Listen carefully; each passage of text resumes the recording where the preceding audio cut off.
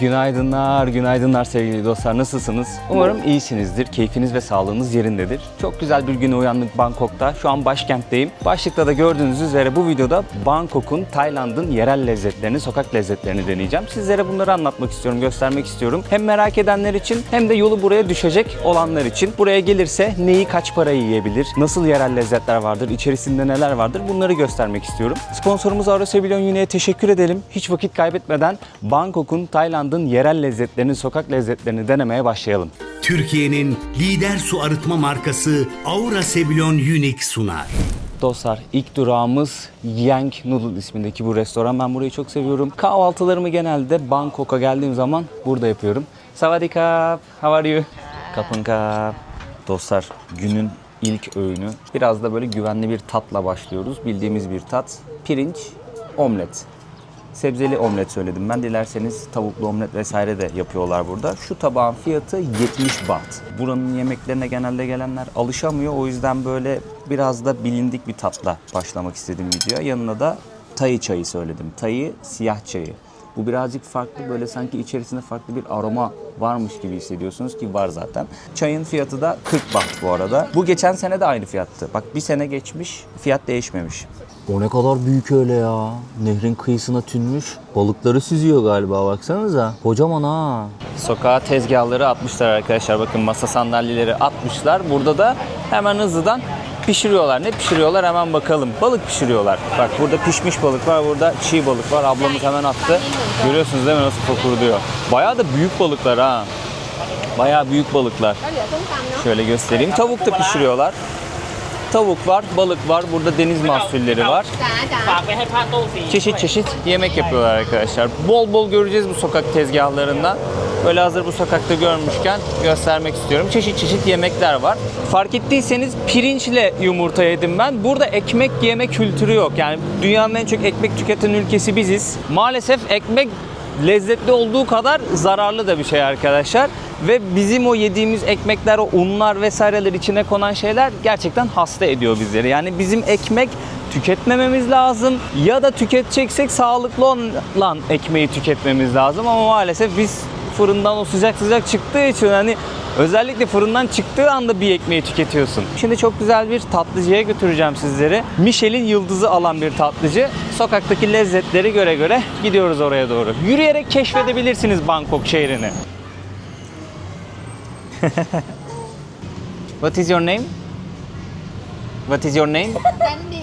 Nandi. Nandi. My name is Burak. Nice to meet you. ดีใจที่เจอกันนะ She doesn't speak Where English. you come from? Türkiye. Turkey. Turkey. Aha, Turkey. Thailand speak Turkey. Ah. Nice to meet you. Nice to meet you. Sepetin içine yatmış, takılıyor burada. Ne yapıyorsun, iyi misin? He? Rahat mı burası? He?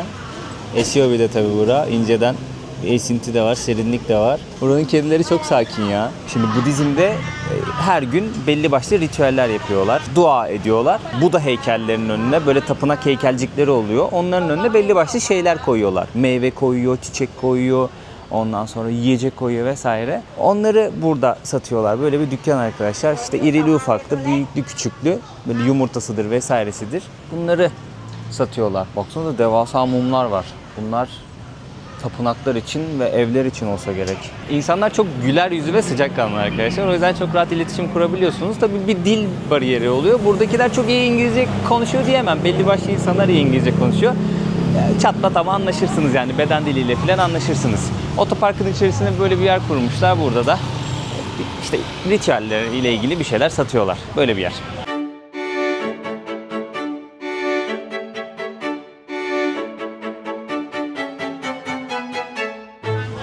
Burası yerel bir restoran arkadaşlar. Bakın burada çorba satıyorlar. Şöyle göstereyim sizlere. Poşetlerin içine koyuyorlar yemekleri. Bu tavuk ayaklı bir çorba. Ablamızın şu an poşete koyduğu. Burada şöyle bir kültür var. Poşetin içerisine çeşit çeşit yemekleri koyuyorlar, tamam mı? Mesela böyle çorba da olsa, normal katı yemek de olsa koyuyorlar. Daha sonrasında pirincini de alıyor, salatasını da alıyor vesaire. Ortak bir masa kuruyorlar, tamam mı? Herkes getirdiği şeyi koyuyor. Pirincini tabağına alıyor.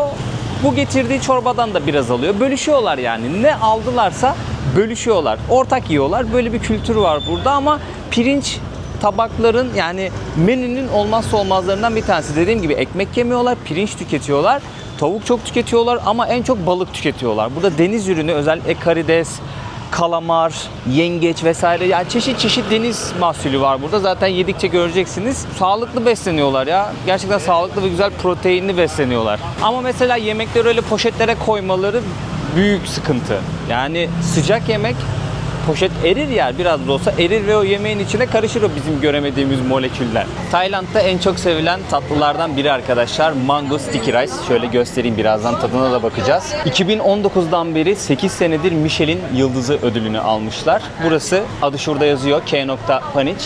Buradan ödemesini yapıyorsunuz, siparişinizi veriyorsunuz. Size şöyle bir kağıt veriyorlar, tamam mı? Burada ödemeyi yaptınız, siparişinizi verdiniz. Yolun karşısına geçiyorsunuz. Hemen şu karşıda geçip oturup yiyebiliyorsunuz. Sticky rice, mango dedikleri tatlı budur. Şöyle göstereceğim. Mango, olgunlaşmış mango.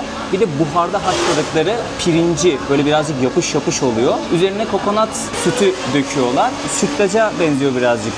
Yapışık pirinç kokonat sütüyle biraz da böyle tuz, şeker ekleyip böyle bir tat, bir aroma veriyorlar. Güzel bir lezzet oluyor. Mango ile birlikte karıştırıp yiyorlar. Böyle bir tatlı arkadaşlar. Tayland'da en sevilen tatlılardan bir tanesi. Yanında da şöyle birazcık sert olan çerezimsi bir şey veriyorlar. Böyle fıstığa benziyor birazcık. Bunun fiyatı 130 baht. O da ne kadar yapıyor? 180 TL yapıyor. Yani bakın 8 senedir bu sene de Michelin yıldızı almışlar. Sanırım sene başında gelip yediler, yine beğendiler, yine yıldızı verdiler. Geçen sene de aynı fiyattı. Bu sene de aynı fiyat. 180 TL'ye şöyle bir tatlı yiyorsunuz arkadaşlar. Bunu mesela sokakta yerseniz daha ucuza yersiniz ama biraz daha lezzet olarak farklı olur. Pirinci az olur, mangosu az olur. Fiyatı da doğal olarak az olur. Ve mango da Tayland mangosu. Lif yok. Çünkü mango lifli bir meyve olduğu için yediğinizde böyle dişlerinizin arasına o lifler sıkışıyor. Bayağı da böyle yerken çiğniyorsunuz, zor oluyor ama bunların herhalde mangosu biraz daha farklı yerde yetişiyor. Özel bu ülkenin mangosu. Yumuşacık böyle rahat yiyorsunuz. Çok küçük bir yer arkadaşlar burası. O yüzden bayağı bir kuyruk oluşuyor. Şu anda karşıda gördüğünüz üzere birazcık sıra oluşmuş durumda. İnternette bayağı iyi yorum da aldığı için insanlar gelip burayı ziyaret ediyorlar. Ve tabii dediğim gibi Michelin yıldızı da aldığı için tabii tercih edilen bir yer oluyor.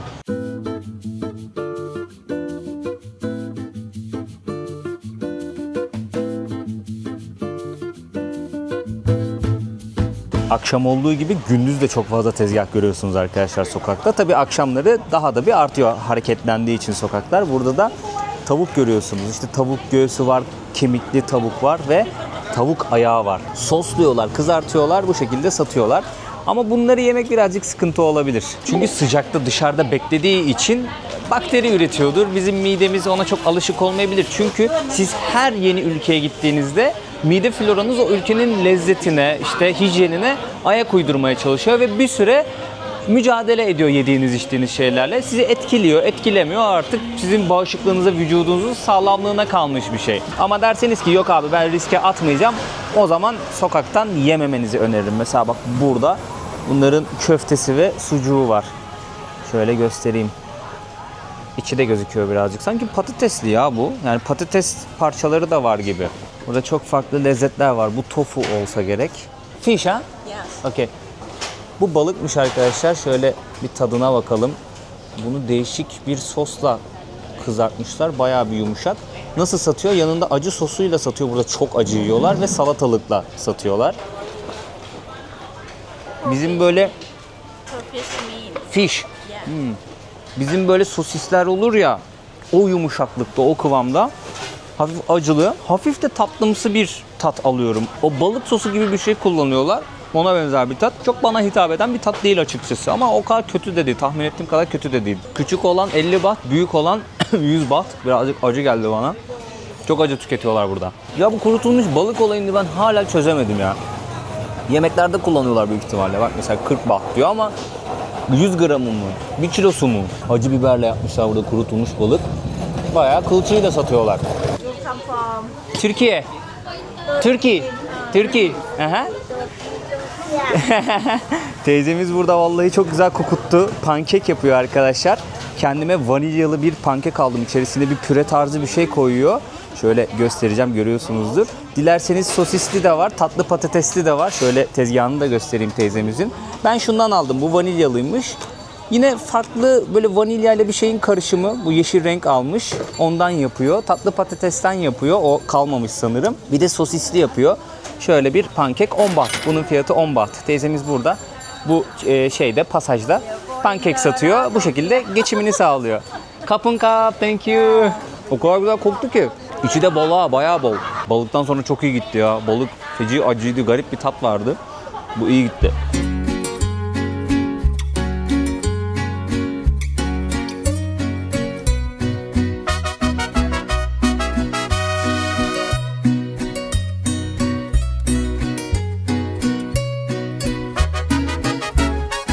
Karşıda Momo Samsen isminde bir restoran var arkadaşlar. Koh Sanat'a çok yakın bir bölgedeyim şu an. Momo Samsen, Bangkok'taki en sevdiğim restoran olabilir. Yani geldiğimde, buranın müdavimiyim ben, sürekli burada yemek yiyorum. Hem Tay yemeği yapıyorlar, hem Nepal yemeği yapıyorlar, Hint yemeği yapıyorlar. Yani farklı ülkelerin mutfaklarına ait yemekler yapıyorlar. Şöyle sizlere menüyü göstermek istiyorum. Bakın buranın şöyle bir güzel yanı var. İşte aperatifler, salatalar, çorbalar, pilavlar, noodle'lar diye sıralamışlar, tamam mı? Burada İngilizce şeklinde ve Tayce yazıyor. Hangi yemek ve kaç para? Burada yazıyor. Numara da vermişler ve hangi yemeğin nasıl gözüktüğünü burada fotoğraflardan görebiliyorsunuz. Şöyle ben size tutayım. Fiyatlara bir bakın arkadaşlar. Genellikle böyle 100-150 baht arasında karnınızı doyurabiliyorsunuz burada. Mesela burada pilavlar var. Tavuklu kızartılmış pilav yanına salata 120 bahta yiyebiliyorsunuz. Tavuklusu mesela 80 baht, 120 baht arası.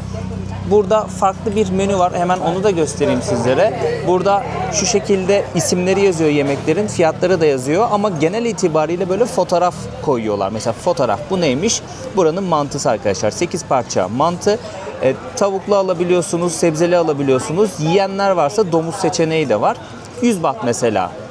Bunu haşlanmış mantıyı yine 100 bahta satıyorlar. Hemen şöyle sayfayı çevirelim. Burada mesela köri soslu tavuk, yanına da pilav ve salata 100 baht. Burada yediğim en güzel şeylerden biri yeşil patlıcan ve patatesi böyle farklı bir sosla yapıyorlar arkadaşlar. Bundan söyleyeceğim şimdi. Bunun fiyatı da 100 baht.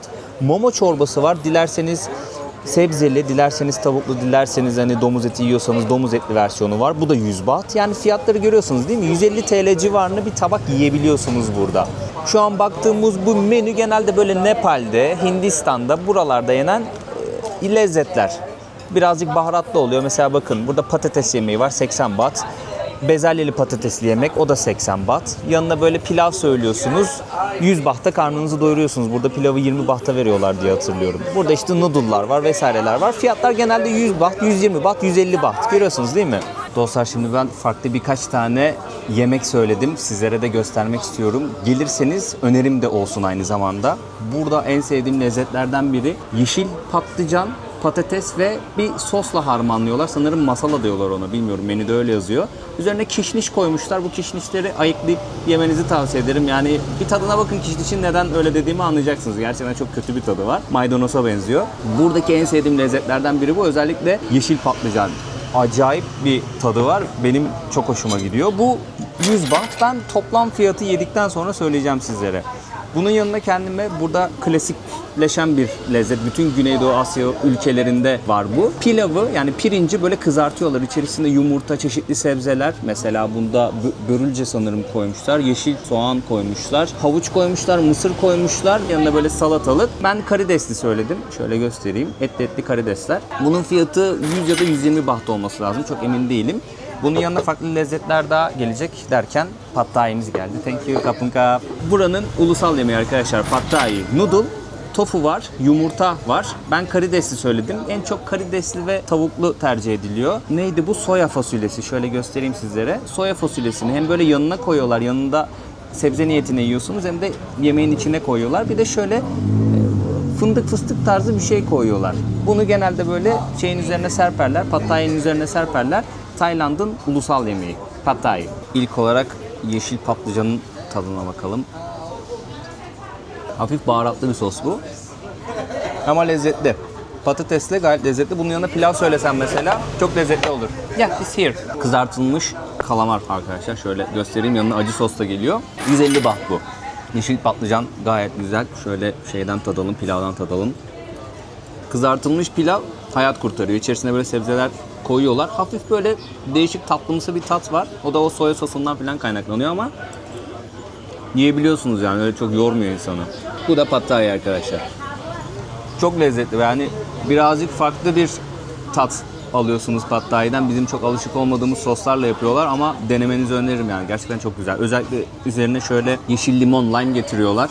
Farklı bir limon bu. Bunu sıktığınız zaman acayip lezzetli oluyor. İzmir'de Kemeraltı'na gittiğiniz zaman orada böyle balık restoranları oluyor. Kalamar çok yaparlar orada. Bizde böyle biraz daha farklı bir harça buluyorlar. İşte tereyağında kızartıyorlar. Burada biraz daha farklı yapıyorlar ama burası bir okyanus ülkesi. İnanılmaz deniz mahsulü var. Yani baksanıza, etli etli. Bu küçük karides ha bu arada. Bunun bir de büyükleri var. Jumboları, büyükleri var. Aşırı lezzetli. Kalamarları da çok lezzetli. Yani buralara gelirseniz öyle tavuk mavuk et yemeyin. Karides yiyin, kalamar yiyin. Seversiniz. Masamın son lezzeti de aloparat arkadaşlar. Bu patatesli ekmek, Hint yemeği sanırım. Yanlış bilmiyorsam Hint yemeği. Bizdeki gözleme gibi. Yanında şöyle iki farklı sos getiriyorlar. Çok eğemiyorum. Birazcık dökülecek gibi. Bu soslar da hatırladığım kadarıyla lezzetli. Ben geçen sene buraya geldiğim için sık sık bunlardan hep yemiştim. Şöyle direkt sosla tadına bakalım. Bu acı sos diye hatırlıyorum ben. Bu sefer içine kişniş koymuşlar bak. Geçen sene geldiğimde kişniş yoktu ya. Bu sefer kişniş koymuşlar içine. 530 baht ödedim bütün yemekler için. Yani gerçekten doyurucu ki onun yarısını yeseniz de doyarsınız bu arada. 530 baht para ödedim. O da ne kadar yapıyor biliyor musunuz? 17 Amerikan doları, yani 750 TL bile değil, sanırım böyle 740 küsür TL falan yapması lazım. Burası bu arada gerçekten turistik bir yer. Çünkü bulunduğum o sokak Khao San Road'a yakın. Gerçekten çok yakın bir mesafedeyiz. Hostellerin, otellerin olduğu, bolca turistin olduğu bir yerdeyiz. Hello. Çocuk laf attı da ona da selamımızı verelim. Bolca turistin olduğu bir sokaktayız. Fiyatlar böyle ki zaten nereyi gezerseniz gezin aşağı yukarı fiyatlar bu şekilde olacaktır. Aynı olacaktır. Tabii belli başlı restoranlar var daha yüksek fiyatlı. Mesela önüme hemen bir tane restoran çıktı. Bakın burada biraz daha yüksek fiyatlar. Burası biraz daha gördüğünüz üzere. Hello, savadikap. Daha bir tık daha lüks bir restoran sanırım. Ben genelde lokal yerlerde yiyorum. Fiyatları görüyorsunuz, böyle 300'lere çıkmış durumda fiyatlar. Bangkok'ta hava karardıktan sonra şehrin nabzı burada atılıyor arkadaşlar. Şu an Khao San Road'dayız. Meşhur Khao San Road Caddesi'ndeyiz. Burası gece kulüplerinin, barların, eğlence mekanlarının olduğu bir yer. Akşam 5.30-6'dan sonra genelde böyle sokakta tezgah görüyorsunuz. Böyle sağ tarafımızda kalan kıyafetçiler de sokağa tezgah açıyorlar. Sokak lezzeti satanlar da tezgah açıyorlar. Bayağı bir güzel oluyor arkadaşlar burası akşamları. Bayağı bir canlanıyor, kalabalıklaşıyor. Buraya gelip yine yerel lezzetleri deneyebilirsiniz. Şimdi böyle ben bir sokağa giriş yaptım. Lezzetleri sizlere göstermek istiyorum. Ne kızartıyor? Spring roll, yani bizim sigara böreğini kızartıyor. Bakın taze taze atmış, bir de sabahtan kalanları tekrardan atıyor, ısıtıyor. Ona çok dikkat etmek lazım. Mesela belli şunları yeni kızartmış, tamam mı? Onları almış, onları yiyin, problem olmaz. Sonradan attıkları sıkıntı. Burada da böyle pad thai yaparken hangi noodle'u yemek istiyorsunuz onu seçebilirsiniz. İşte sigara böreklerini böyle koyuyorlar. Spring roll, yani sigara böreğinin tanesi 20 baht. 3 tane alırsanız 50 baht arkadaşlar. Yumurtalı pad thai 50 baht. Karidesli yumurtalı pad thai 70 baht.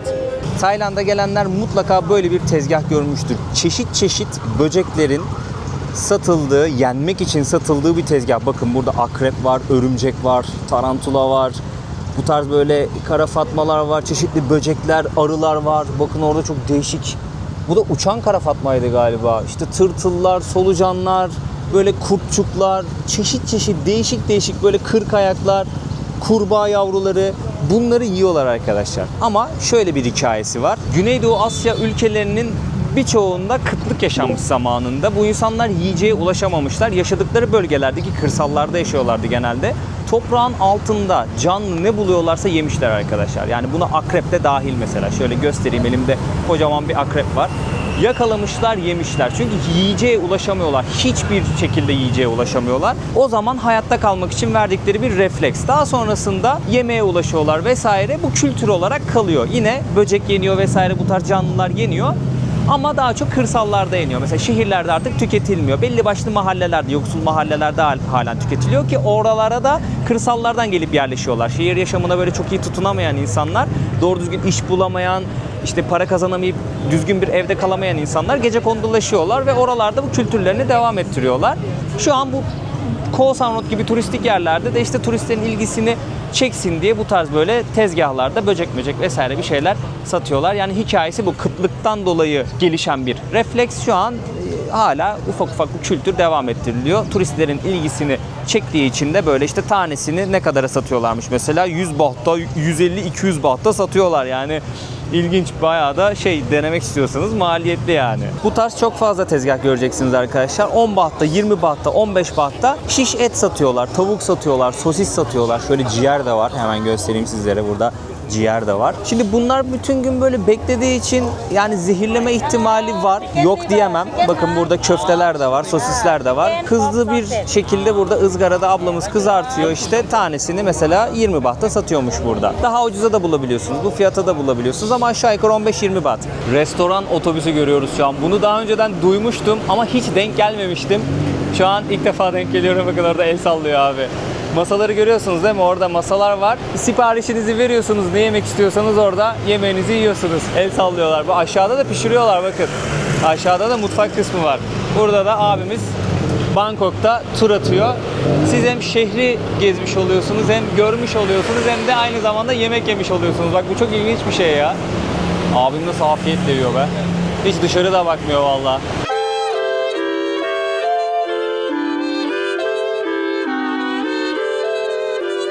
Tayland'a geliyorsanız yapmanız gereken en önemli şeylerden bir tanesi bol bol tropikal meyve yemek. Burada greyfurt gillerden bir meyve var. Adını hep unutuyorum. Şu durian meyvesi arkadaşlar. Bunun tadını hatırlamıyorum. Mesela bak şu küçük parçayı 180 bahta satıyorlarmış. Birçok yere sokmanız yasak arkadaşlar bunu. Durian meyvesi çok kötü kokan bir meyve. Tadı da kötüymüş. Daha sonrasında şöyle jackfruit'u göstermek istiyorum sizlere. 40 baht mesela şu poşeti jackfruit'un. Burada çeşitli meyveler var mesela.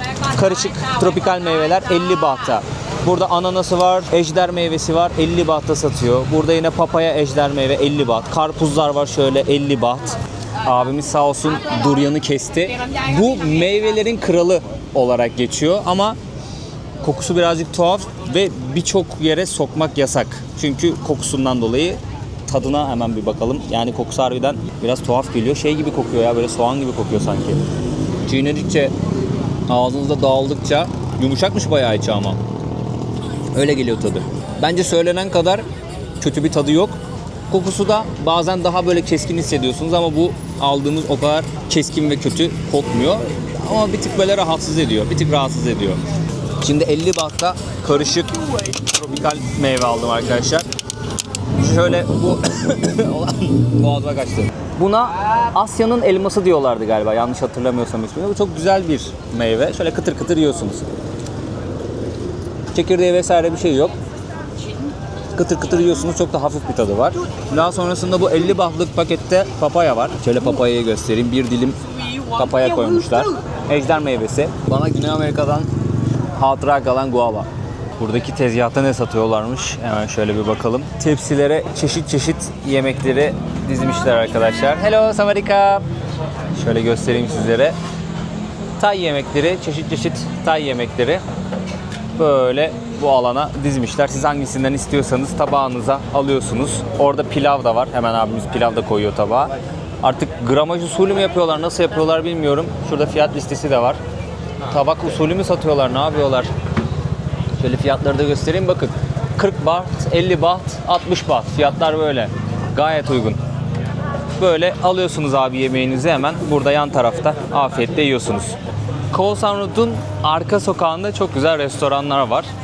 Şöyle sizlere restoranları da bir yandan göstermek istiyorum. Biraz daha böyle yurt dışından gelen turistlere hitap eden restoranlar. Fiyatlar bir tık daha yüksek ama bence lezzet kalitesi düşüyor bu restoranlarda. Ben birkaç tanesini yemiştim geçen sene.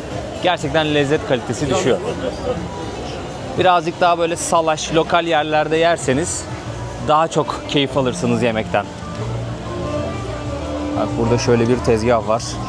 Balık satıyor abimiz. Orada tavuklar var.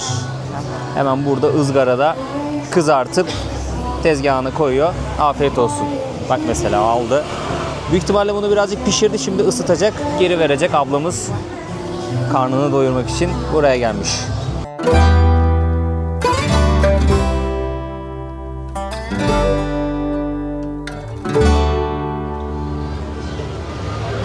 Bangkok'ta sokak lezzeti dediğiniz zaman Çin mahallesine gelmeden olmaz arkadaşlar. Chinatown'a mutlaka gelmeniz gerekiyor. Hem buranın dokusunu görmeniz, buraları gezmeniz için hem de sokak lezzetlerini denemeniz için. Gerçekten çok güzel bir lokasyon sokak lezzeti denemeniz açısından. Akşam belli bir saatten sonra burası bir ana cadde. Gördüğünüz üzere yolu şu bariyerlerle daraltıyorlar arkadaşlar. Araçlara 2-3 şeritlik yol bırakıyorlar. Hem caddenin o tarafında hem de bu tarafında dükkanların önüne büfeler ne yapıyor? Geliyor, konuşlanıyor. Yerel lezzetler. Hem Çin yemekleri, hem Tay yemekleri, hem uluslararası böyle lezzetleri de arada bulup keşfedebiliyorsunuz. Ama daha çok Çin mutfağı ve Tay mutfağı. Gelip burada deneyebiliyorsunuz arkadaşlar. Tabii ki dükkanlar da açık, sadece büfelerden değil. Şöyle dükkanları da göstereyim. Önlerinde genelde böyle bir fiyat listesi olur, menü olur, fotoğraflarla görürsünüz.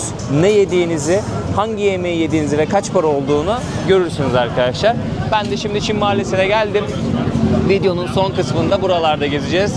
Ve buradan birkaç tane lezzet tatmak istiyorum. Bugün çok şey yedim. Birkaç kilo almış durumdayım.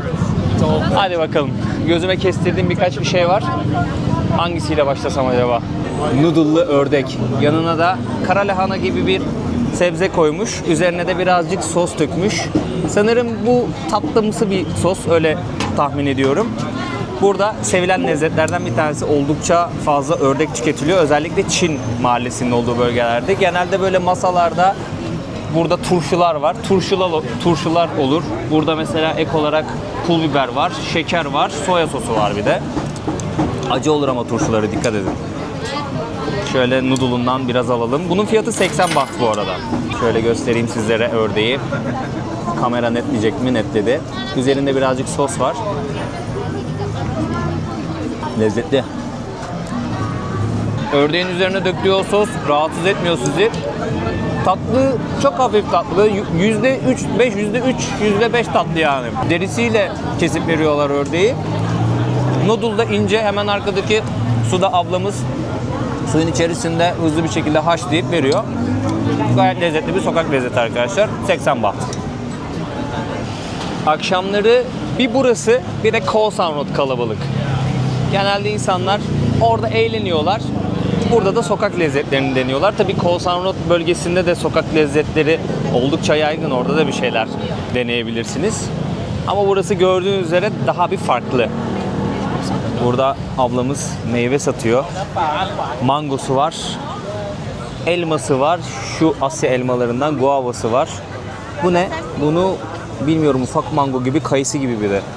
Farklı bir meyve. Burada duryan var. Bakın, duryanın kesilmemiş hali bu. Bunu kesiyorlar, parçalıyorlar. Bu şekilde böyle küçük parçalar elde ediyorlar. Gördüğünüz üzere fiyatlar da yüksek. Pahalı bir meyve. Mesela tek bir restorana gidip karnınızı doyurmanız mantıklı değil. Ondan deneyeceğim, bundan deneyeceğim, şundan deneyeceğim. Karnını öyle doyuracaksın. Bak mesela burada marul üstü kalamar yapmışlar. Kızartılmış mantı var. Sigara böreği var. Yine kızartılmış karides vesaire kalamar var. Fiyatları da nerede yazıyor? Şurada yazıyor. Mesela 60 baht diyor. 60 baht, 100 baht, 100 baht. Ha, burada da böyle size çiğ halini göstereyim. Yemin ediyorum kalamar karides cenneti ya ülke. Bir de şöyle yapıyorlar bakın. Mangalda kalamar karides vesaire yapıyorlar. Bunlar da mantar. Mantar da yapıyorlar. Çok değişik mantarlar var burada. Sevenler denesin mutlaka. Buraya gelip de mantar denememezlik yapmayın. Seviyorsanız eğer. Ben mesela mantarı hiç sevmiyorum. Özellikle mantarı pişirirlerkenki kokusu direkt midem bulanıyor yani. Direkt midem bulanıyor. Şimdi çok sevdiğim kısma geldik. Bakın. Şöyle bir sokak göreceksiniz. Girişinde böyle kapı gibi bir şey var arkadaşlar. Buradan içeriye doğru girin. Feci restoranlar var burada. Zaten dumandan görüyorsunuz. Izgara yapıyorlar. Bir tane teyze var. Çok güzel mantı yapıyor. Kızartılmış karides, kalamar vesaire yapıyorlar. Oralardan birkaç bir şey tırtıklayalım bence. Burada ablamız ne yapıyor? Çorba var galiba burada. Hello, savadika. Burada değişik çorbalar var. Şu tarz böyle sıkılmış meyve suları oldukça meşhur. 50 bahta falan satıyorlar. Baksana ıstakozlara. 1500 baht diyor tanesi galiba. Bunu şimdi ortadan ikiye bölüyor, tamam mı? Şu et kısmı var ya, iyice açığa çıkıyor. Kızartıyorlar, haşlıyorlar, bir şeyler yapıyorlar. Artık nasıl pişiriyorlar bilmiyorum. Afiyetle yiyorlar. Kilosu mu 1500 baht acaba, tanesi mi? Burada karidesler, kalamarlar, ıstakozlar, yengeçler. Kilogramıymış bu arada. Kilogramıymış. Bakın midyeler. Bak abi, midye dediğim böyle olur ya. Bizde içine pilavı basıyorlar. Ya tamam, çok güzel midyelerimiz ama içinde etini yiyemiyorsun ki yani. Pilav yiyorsun. Buraya kadar gelirseniz arkadaşlar, bu teyzenin olduğu tezgahta mutlaka mantı deneyin. Buharda mantı yapıyor kendisi. Çeşit çeşit mantılar var. Tavuklu, karidesli, bir de yengeçli. Ben yengeçli aldım, birazcık kendi sosundan döktürdüm. Kendi evde yapıyormuş sosu. Ev yapımı. Hafif tatlımsı bir sos. Dilerseniz burada sarımsak tozu da var. Sarımsak da döküyor. Ben ondan almadım. Fiyatlar da şu şekilde. Tek bir set alırsanız 59 baht, 3 set alırsanız 150 baht. Teyzenin tezgahını göstereyim arkadaşlar. Çin Mahallesi'nde ara sokak. Teyzeyi bulun, bakın. Bakın teyzemiz burada bana güzel kapak fotoğrafı da çıkardı ha. Hemen pozunu verdi. What is your name? My name is Ampisala. Ampisala. Pati Temsan. Okay, nice to meet you. My name is Burak. From Turkey. Where are you from? Turkey. Turkey. Yes. Okay. Nice to meet you. Thank you. Kapınka. Tadına bakalım arkadaşlar. Ablamızın kendi yaptığı sosa da birazcık batırdım. Güzel yapıyor ya. Ben geçen sene de gelip yemiştim abladan. Kamera yakınlaştıracak mı? Yakınlaştırdı. Bu yengeçli. Gayet güzel. 59 baht. Burada kızartılmış karidesler var, patatesler var. Orada cips var. Ve sigara börekleri var, spring roll'lar. Fiyatlar burada yazıyor. Genelde 60 baht. Karidesler 100 baht. 3 tane karides 100 baht arkadaşlar. Şöyle göstereyim. Ablamız arkada hızlıdan kızartıyor. Fena değil ama. Fena değil. Burada kokonat dondurması yapıyorlar arkadaşlar, bakın. Şöyle ufak bir kokonatın yarısını kesiyorlar, kap yapıyorlar. Burada kokonat dondurması var. Onu üzerine ekliyorlar. Bakalım daha sonra bir şey ekleyecek mi bilmiyorum. Bak, içinde beyazı da var. Onu da tutuyorlar. Kokonatın içerisinde tutuyorlar. Kokonat dondurması. Üzerine şöyle bir de fıstık döktüler. 59 baht kokonat dondurması. Altında o kokonatın içindeki beyaz eti kalıyor. Üzerine de yine kokonat dondurması koyuyorlar. İçindeki o beyaz kısmı var ya kokonatın. Onu da muhafaza ediyorlar. O güzel bir şey. Şöyle yiyelim soğuk soğuk. Çok değişik şeyler yedik ya. Güzel lezzetler tattık. Kaç para harcadım şimdiye kadar bilmiyorum yani. Yediğim yemeklerin fiyatlarını siz aşağıda görüyorsunuz ama toplamda kaç para yaptı bilmiyorum. En sevdiğiniz lezzetleri yazın lütfen. Bak, burada da şans getiren o kedilerden var. El sallıyorlar. Güneş enerjili bunlar. Şurada güneş alan bir kısım var. Oraya gün ışığı geldiği sürece el sallıyor size. Şans getiriyormuş bu.